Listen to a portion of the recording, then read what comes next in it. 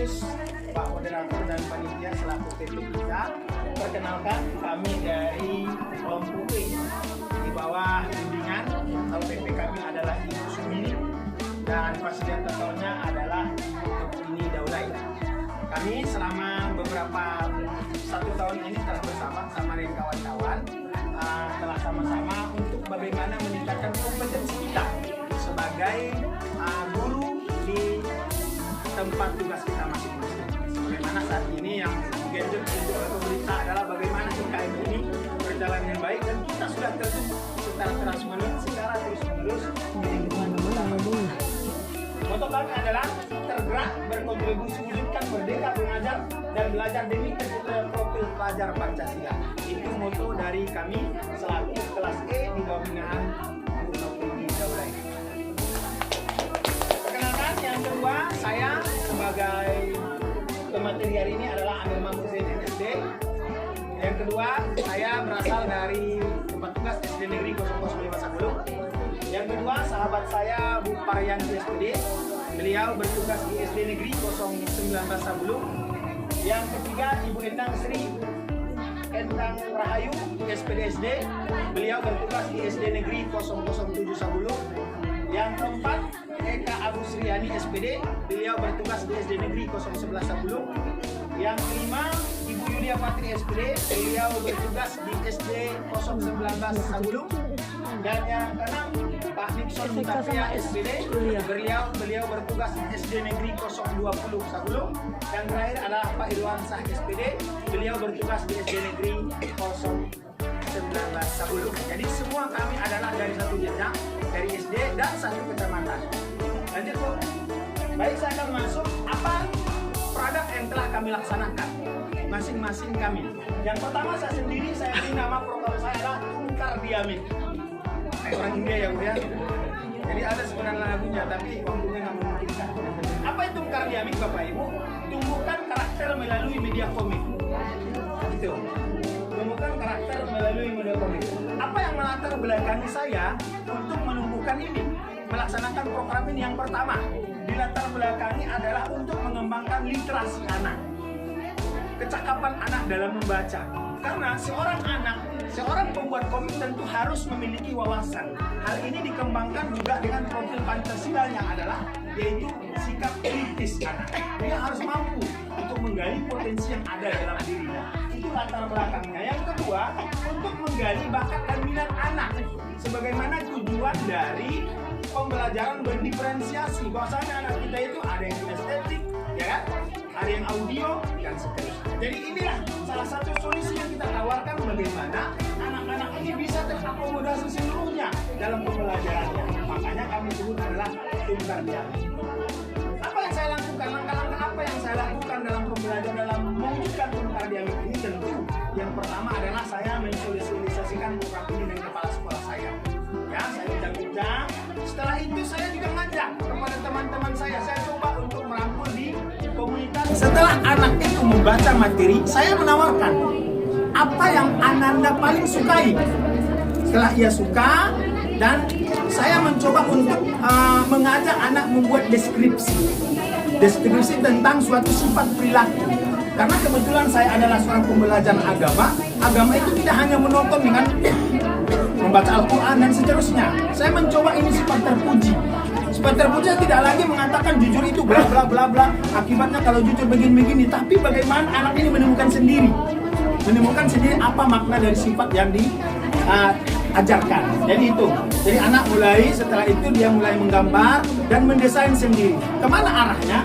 Arahnya adalah pertama manual. Kedepannya saya ingin mencoba tentu kayak pembelajaran abad 21 melalui digitalisasi, dan diharapkan nanti produk-produk anak tersebut, komik-komik anak tersebut bisa mengisi pustaka-pustaka kita yang ada di sekolah. Nah itu, jadi bisa menghasilkan produk dari komik Tungkar Diamit yang dilakukan ini.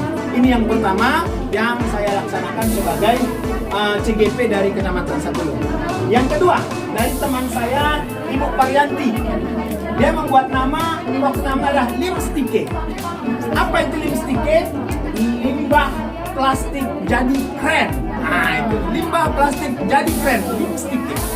Apa yang melatar belakang kawan saya ini? Melatar belakangnya beliau adalah melihat sampah ini selalu menjadi momok, musuh. Kadang-kadang petugas kebersihan kewalahan untuk mengolah sampah-sampah kita. Betul kewalahan untuk mengolah sampah tersebut. Jadi apa yang dilakukan oleh saudara kita, yaitu Ibu Maryanti? Maka ia membuat suatu program bagaimana listrik ini berjalan, sampah teratasi dan juga limbah itu bisa bermanfaat, berdaya guna. Maka beliau mencoba yang pertama mengajak anak-anak untuk mengumpulkan botol-botol aqua bekas yang biasa seperti monti dan seterusnya. Setelah itu beliau merancang mengajak anak-anak bagaimana ini biar bisa berdaya guna, memiliki hasil sebagaimana yang kita harapkan. Lanjut. Jadi hasil produk yang dibuat oleh kawan saya ini adalah salah satunya bisa menjadi bunga, bisa menjadi pot tas bunga sebagaimana di stand kami. Bapak Ibu nanti bisa dilihat di stand kami di E. Sana mana produk anak. Bahkan bisa dijadikan seperti jaket baju. Jadi banyak daya guna, jadi sampah teratasi dan juga dia berdaya guna. Kemana asalnya? Bisa juga dijual, menghasilkan hasil.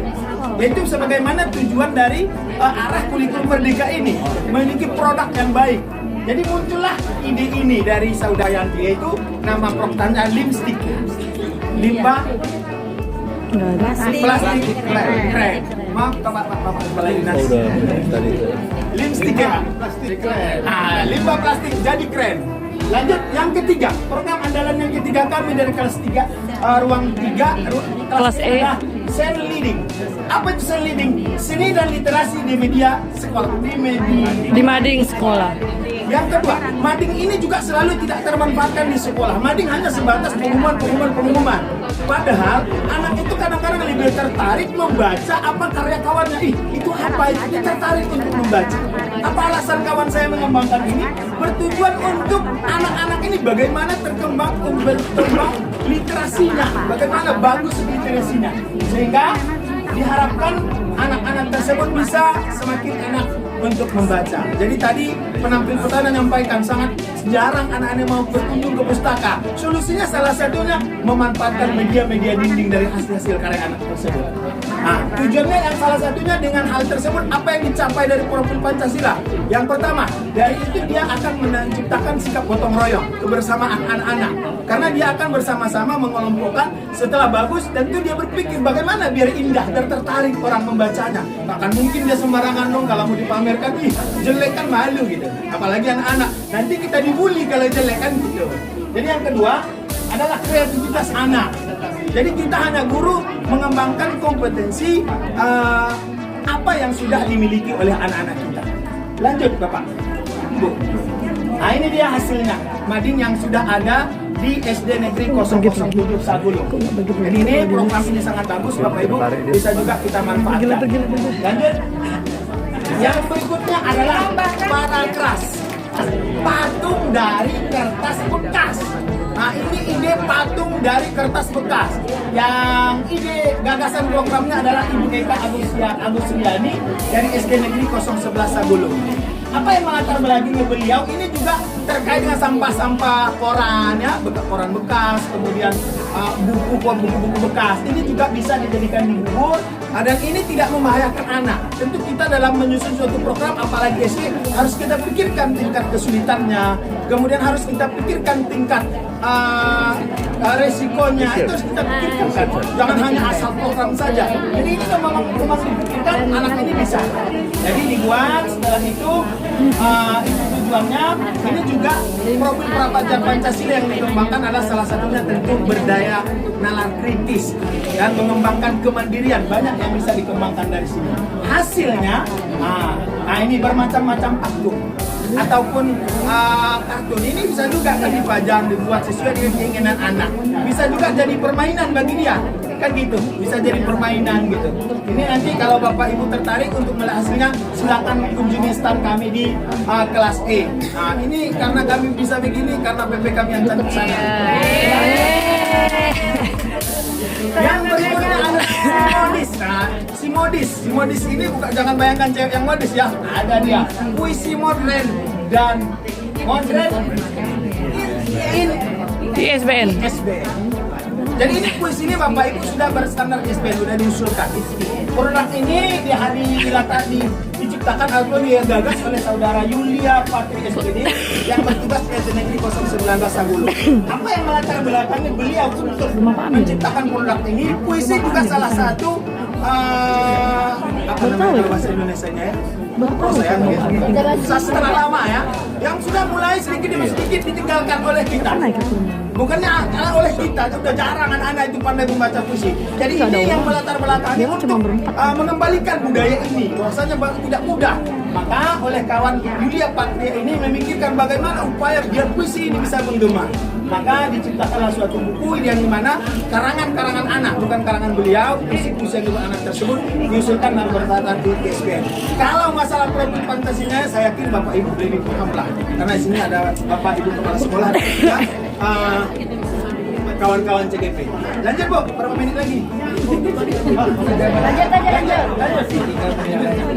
Kemudian kulit ubi, ubi ente. Inilah yang lain. Ubi ente. Apa itu ubi ente? Kulit ubi enak tenang. Kalau Bapak Ibu mau menikmati silakan nanti ke stand kami. Boleh. Ini juga di latar belakangnya kawan saya ini adalah karena ada lahan kosong di belakang sekolah, beliau memanfaatkan lahan tersebut. Ditanam ubinya diolah. Bukan ubinya yang diolah, tapi kulitnya. Kalau biasanya kita makan kan ubinya, kalau sekarang kulitnya dijadikan keripik. Kalau mau coba silakan, enak tenang, pasti dijamin. Ya, apa tujuan program ini, profil apa yang dikembangkan? Kawan-kawan kita pasti tahu, ya, pasti sudah paham betul. Itu kepala sekolahnya pengarahnya itu, selalu mendukung program ini luar biasa. Ketahuan dulu. Lanjut, ini hasilnya Bapak Ibu. Ini juga tentu pasti bisa dipasarkan.